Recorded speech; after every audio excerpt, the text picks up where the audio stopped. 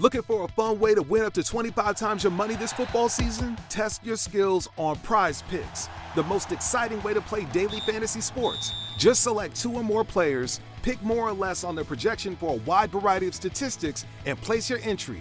It's as easy as that.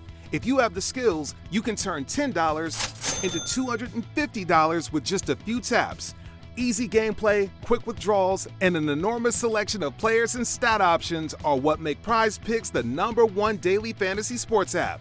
Ready to test your skills? Join the Prize Picks community of more than 7 million football fans who have already signed up. Right now, Prize Picks will match your first deposit up to $100.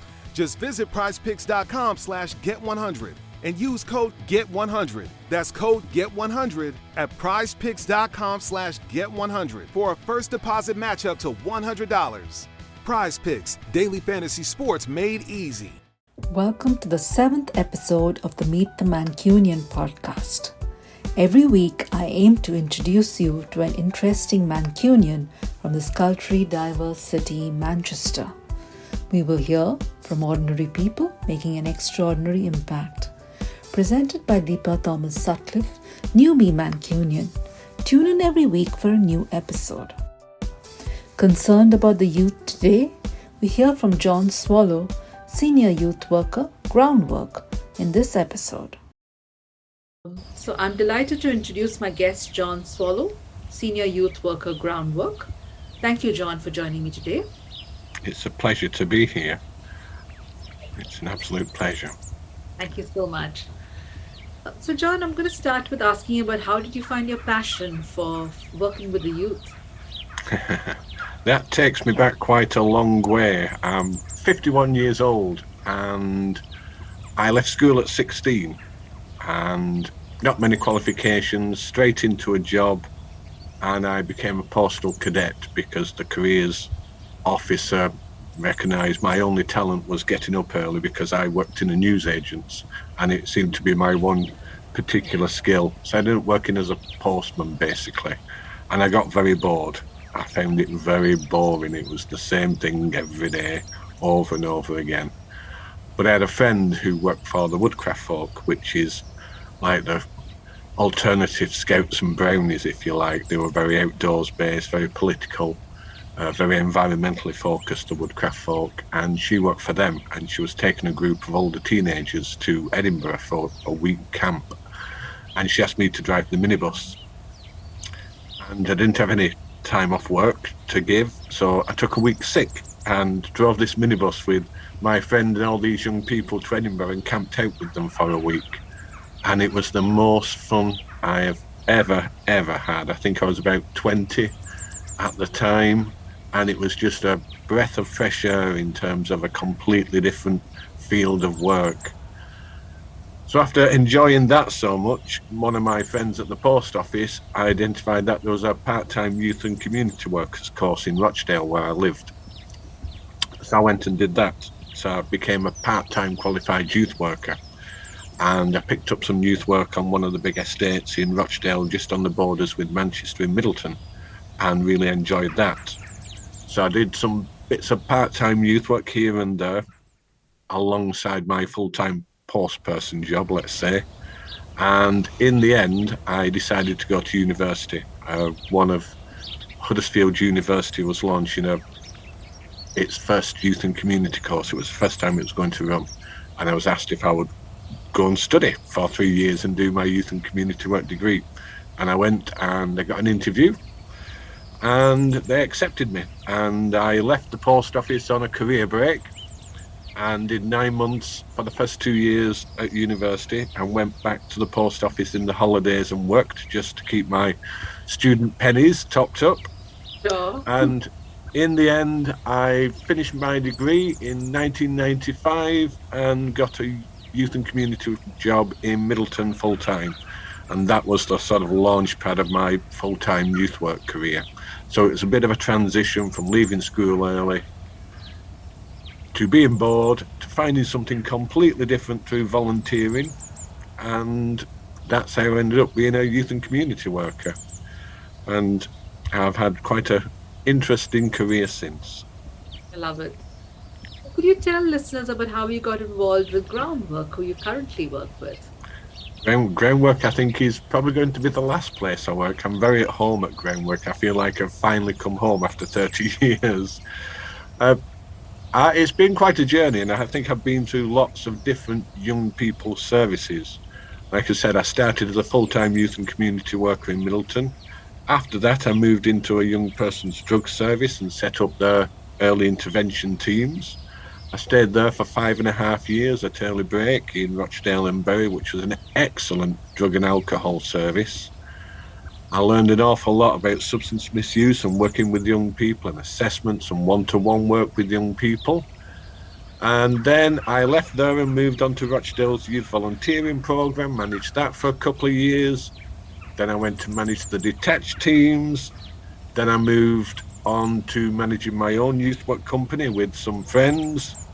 Then I went to work in children's mental health, stayed there for about 5 or 6 years, and in the end left that to go and study social work at Salford University. And I didn't like social work. I was never going to be a social worker. I just wanted the qualification just for my own professional development. But after qualifying, everybody seemed to be getting social work jobs, and I thought, well, I've got the qualification, I may as well give it a try, but I didn't like it. It wasn't for me. It wasn't the same as youth work or other work I'd done with young people, and there was no joy in it. And for me, I need to enjoy going to work. I don't go to work for money. I go to work because it's something I'm passionate about and something I enjoy. And I wasn't getting that out of social work. So I left there and ended up basically at Groundwork just after the pandemic. And I've been there for just 4 months. And the most latest feedback is everybody seems to think I've been there forever because I've just sort of slotted in. Love it. And it's a wonderful, wonderful place to work. Lovely. So you talked a little bit about what inspired you to get involved, but maybe tell us a little bit about Groundwork itself.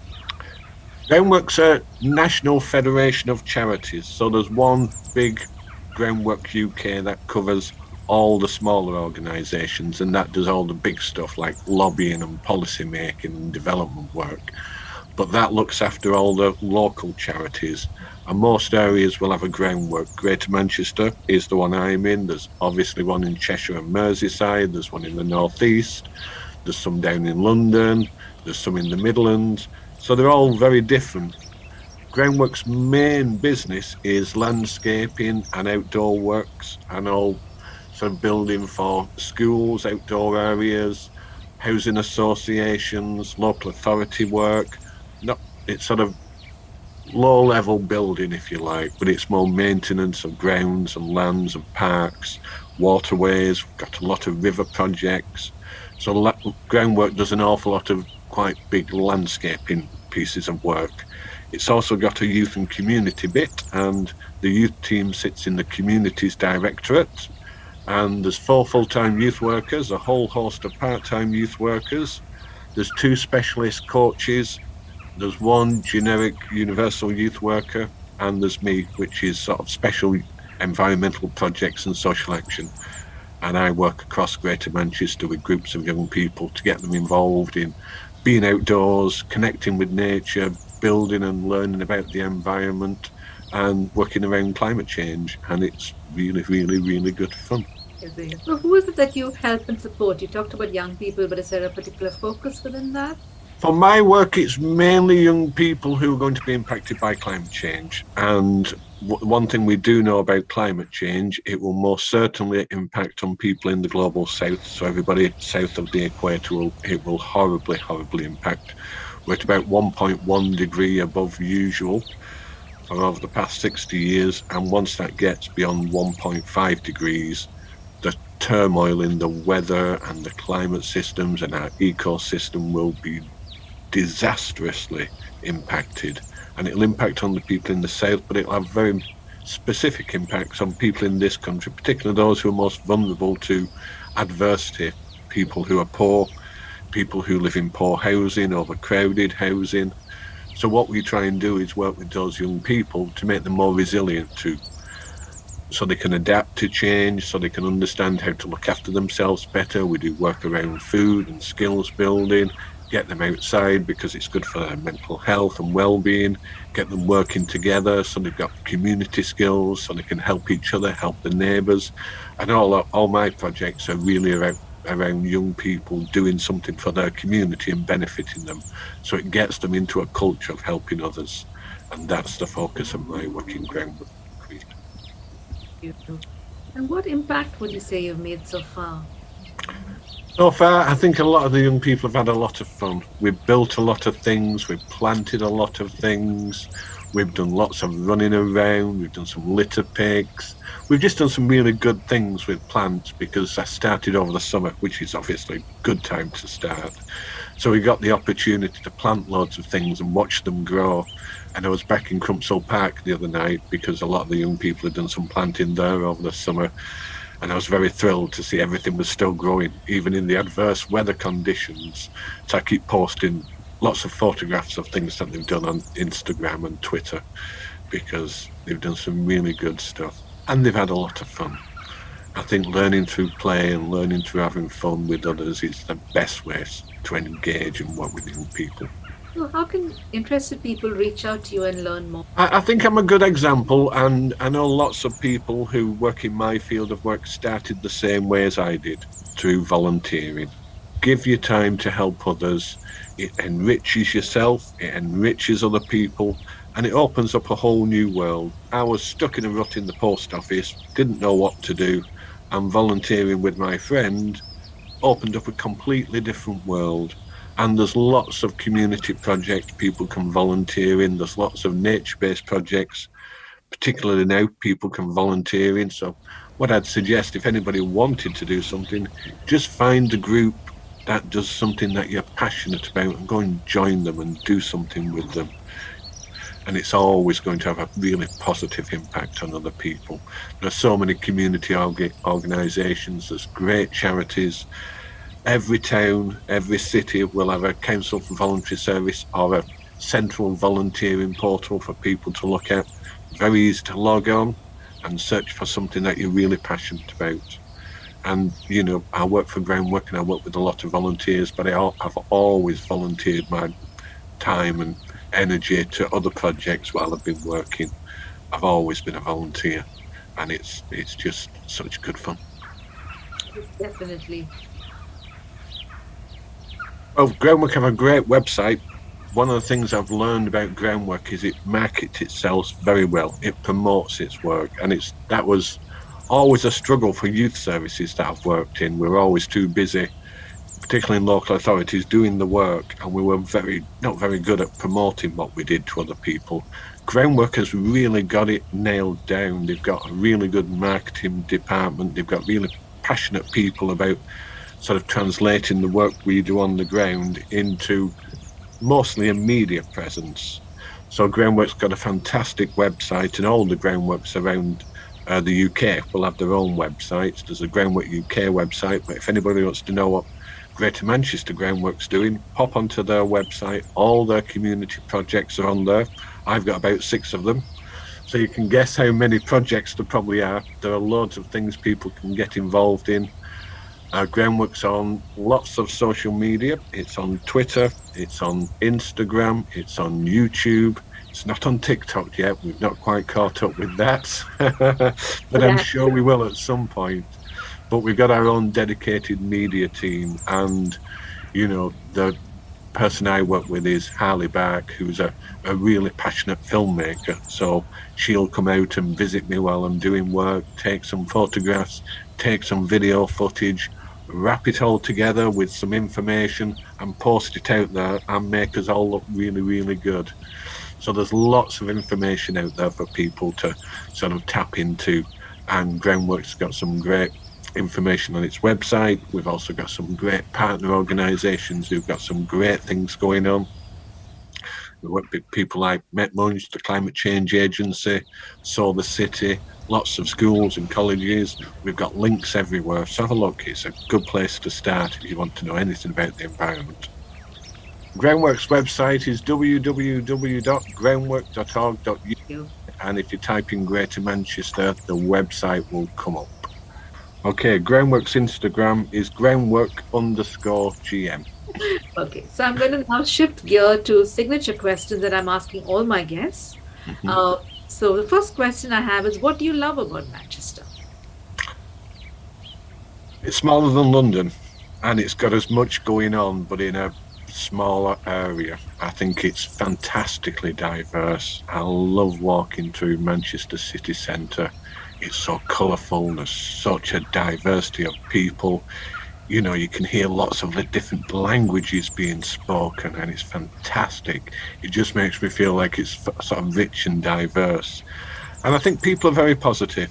You know, I sometimes get a bit down when you look at climate change and, you know, an impending disaster, but then you meet people who are so positive about things and about the future, and young people are so excited about what's going to go on. So I think Manchester's a really positive place. I think it's big enough to have some sort of sense of identity and solidarity, and it's got plenty going on. It's just a wonderful, vibrant place, you know, with a real international feel. It's an international city, I would think.